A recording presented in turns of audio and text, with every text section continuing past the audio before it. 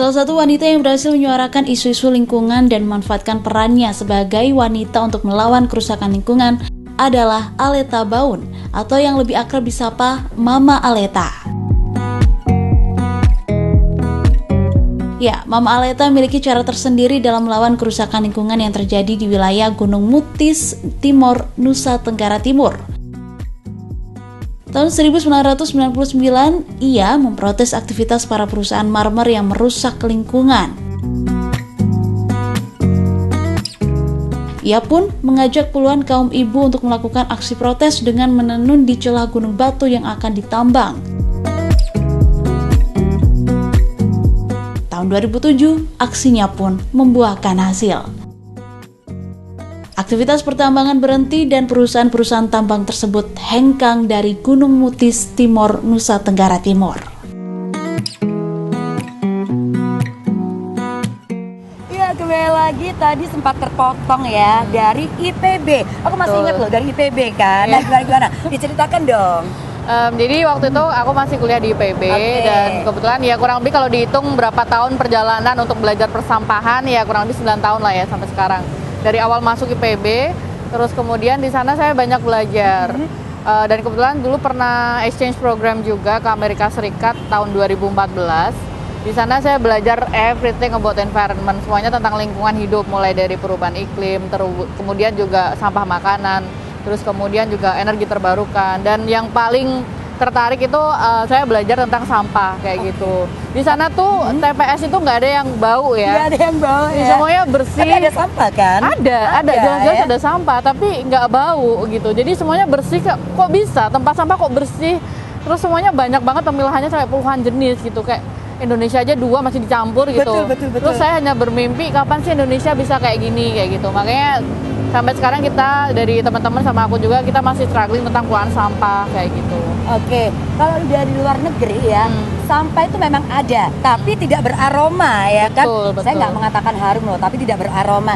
Nah, kalau di Indonesia kapan? Kadang saya juga berpikir loh, kadang sudah ada yang kering, ada yang basah kan sampah itu kan? Kadang kita sebagai masyarakat aja buangnya terserah kita gitu kan, yang kering dibuang di yang basah, yang basah dibuang di yang kering seperti itu kan. Nah, jadi itu memang kesadaran dari masyarakat sendiri ya. Betul. Kemudian ada hal-hal kan, ada yang pengalaman baik, ada yang pengalaman buruk. Mungkin bisa diceritakan nggak sih sama concern di lingkungan itu sendiri?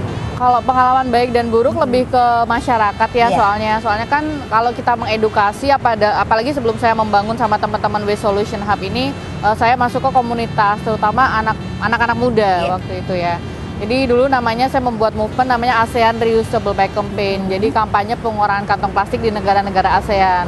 Nah, lebih ke masyarakatnya sih. Jadi waktu kita mengedukasi mereka hanya berpikir entar juga plastiknya bakal terdegradasi atau menjadi tanah dan sebagainya.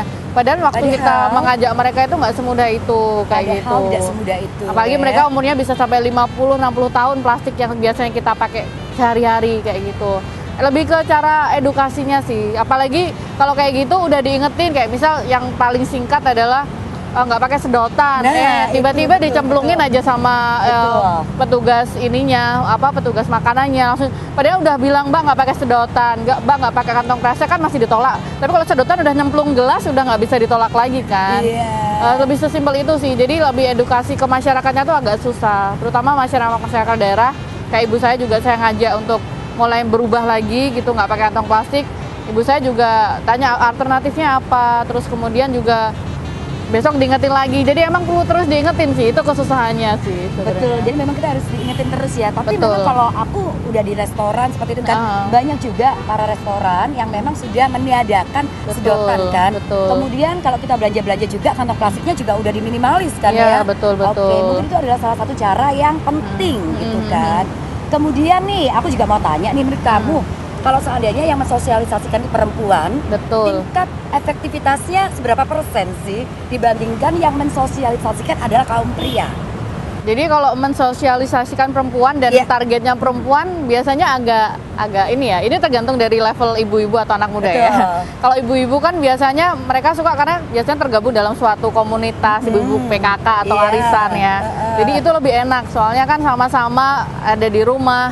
ngelola sampahnya juga di rumah, jadi lebih enak, biasanya langsung praktek. Jadi emang the power of emak-emak itu sangat important banget ya. Oke. The power of emak-emak. The power of emak-emak ya. Iya. Memang semua itu akan dicontoh oleh orang lain, Betul. tidak hanya dari kata-kata, namun Iya. dari tindakan ya. Betul. Mungkin peranan wanita itu lebih tinggi nanti yang akan ditiru oleh semuanya. Betul. Oke, aduh, harus jeda dulu nih kita ya. Betul. Saat lagi ya akan kembali bersama dengan Isu Reality.